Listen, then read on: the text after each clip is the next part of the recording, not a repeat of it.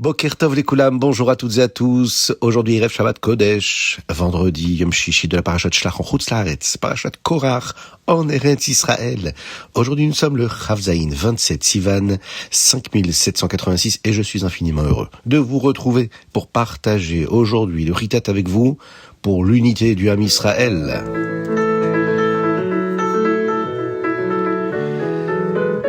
La Parashat de cette semaine nous enseigne une leçon importante sur la Halacha. Dans la Parashat Shlach, nous étudions l'histoire des Meraglim, les explorateurs qui ne voulaient pas entrer en Eretz Israël. La Chassidoute explique la raison de leur erreur. Dans le désert, la vie était très différente. Personne n'avait à se soucier de sa parnassa, de sa subsistance, de sa nourriture, de ses vêtements. Tout ce qui était matériel était pris en charge pour eux. Ils pouvaient étudier la Torah toute la journée auprès de Moshe Rabbeinu. C'était une période très particulière pour le Ham Israël. Leur erreur fut de penser qu'il serait préférable que cela dure éternellement. Ils ne voulaient pas interrompre leur étude pour accomplir les mitzvot en Eretz Israël. C'est ainsi que lorsque les Meraglim furent envoyés explorer la terre, ils n'ont pas voulu lui laisser une chance. Ils ne voulaient pas quitter le désert pour commencer à vivre là-bas. Plus tard, ils ont évidemment réalisé leur erreur. Akadosh Baruch Hu ne veut pas seulement que nous profitions de la spiritualité. Il a créé un monde matériel pour que nous y accomplissions les mitzvot et que nous en fassions une demeure pour lui. Il est important de consacrer du temps à l'étude de la Torah pour être prêt à gérer le monde matériel selon ses lois. Mais, le moment venu, il faut concrètement sortir dans le monde pour accomplir les mitzvot que nous avons étudiés. C'est cela qu'Hachem souhaite véritablement. Et cela nous montre également pourquoi la halacha est capitale, suivre les lois de la Torah. La Torah nous enseigne comment nous comporter concrètement dans le monde matériel. L'histoire des explorateurs nous apprend également que lorsque nous sommes enthousiastes à propos de quelque chose de spirituel, cela doit nous pousser à accomplir réellement les actions que la Torah nous prescrit. C'est les actions qui font bouger les choses. Les actions concrètes. En cette veille de Shabbat, le Shabbat et sa Kedusha accompagnent notre semaine et nous permettent de l'élever. Bezrat Hashem.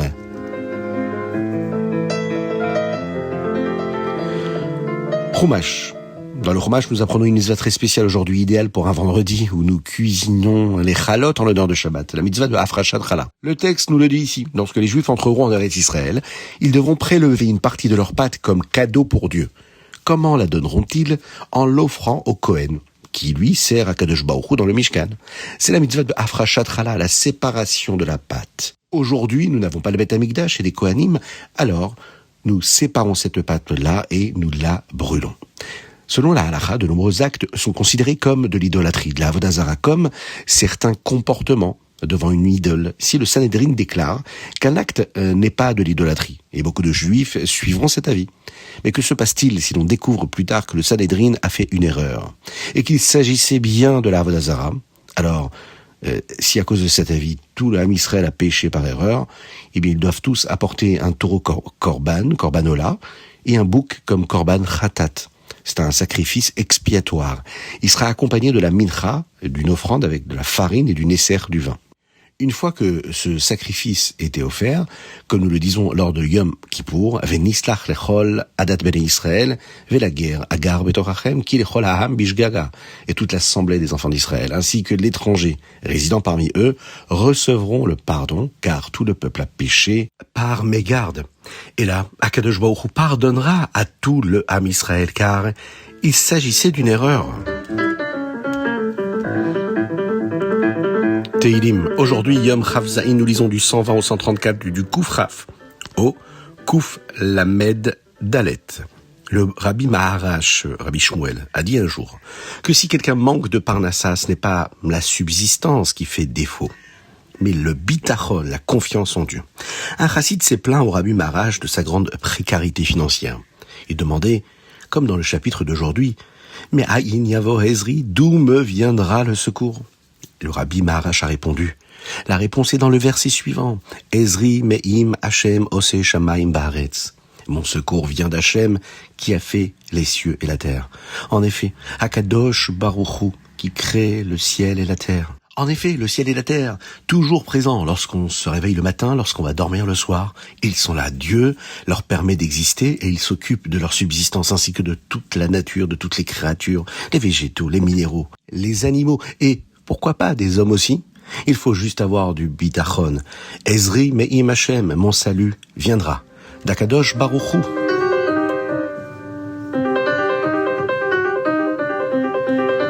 Tanya, Sha'ar HaYichud ve'Haemuna, nous sommes dans le 8e chapitre. Dans la première partie du Sha'ar HaYichud ve'Haemuna, le Rabbi Shlomo Zalman a expliqué le verset Ve'yada'ata hayom. Et tu connaîtras aujourd'hui, tu sauras Hachem. Moshe Rabbeinu exhorte le Ham Israël à savoir qu'Hachem est le seul Dieu, Hu HaElokim, et qu'il n'y a rien en dehors de lui, Ein Od Milvado.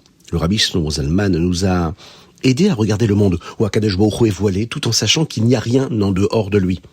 Nous étudions maintenant ce que le Rambam Maïmonide qualifie d'impossible à comprendre pleinement, c'est-à-dire l'unité divine, la Hardut Hachem, Hu Veda'ato Echad.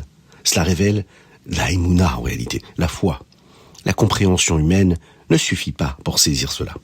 Nous n'avons aucune parabole pour comprendre l'unité d'Hachem, car toutes nos paraboles découlent de notre condition humaine. Et cette condition-là n'est pas la manière d'être de Dieu. Aujourd'hui, le Rabbi Shlomo Zalman passe en revue les niveaux de notre Neshama. Nous verrons que même le niveau le plus élevé de notre Neshama, c'est-à-dire la Chorma, ne constitue pas une parabole adéquate. Et d'ailleurs, les 5 expressions de la Neshama, de la plus haute à la plus basse, sont les suivantes.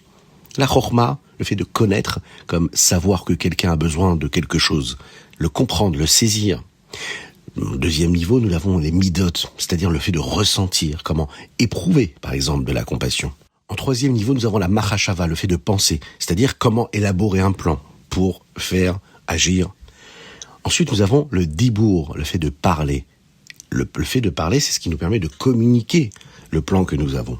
Et enfin, nous avons le Maasé, agir, comme donner concrètement ce dont la personne a besoin. Par exemple, lorsque l'on a pris conscience qu'il fallait l'aider.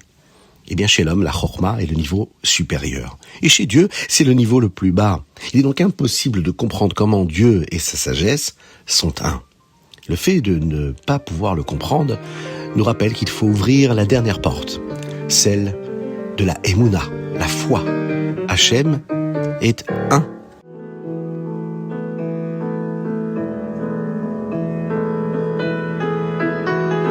Ayom Yom Chav Zayin Sivan, 27 Sivan.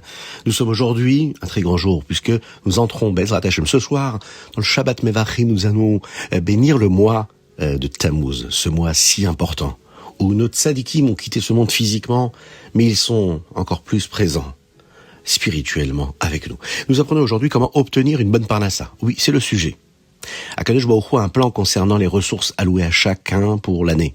La clé pour les obtenir est la bénédiction, la bracha d'Hachem. Comment l'obtenir? Alors nous l'avons vu dans l'explication du Teilim. Ezri Meim Avaye, c'est Akadosh Baruch Hu qui nous donne. Il faut avoir juste le bitachon, le Rabbi Maharash l'a dit. Comment l'obtenir?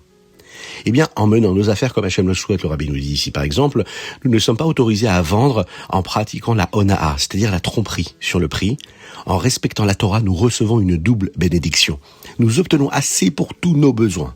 Nous pourrons utiliser notre argent pour de bonnes choses et non pour des dépenses forcées comme chas v'shalom, des frais médicaux, juridiques, chas v'shalom. Le fait de bien se comporter selon la Torah et les mitzvot nous ajoute la bracha, nous rajoute bien sûr de la bénédiction dans tout, et c'est ce que nous voyons ici aujourd'hui. Le bitachon b'Hashem et le fait de suivre la Torah comme il faut, c'est ce qui amène la véritable bracha, la véritable bénédiction dans la parnassa.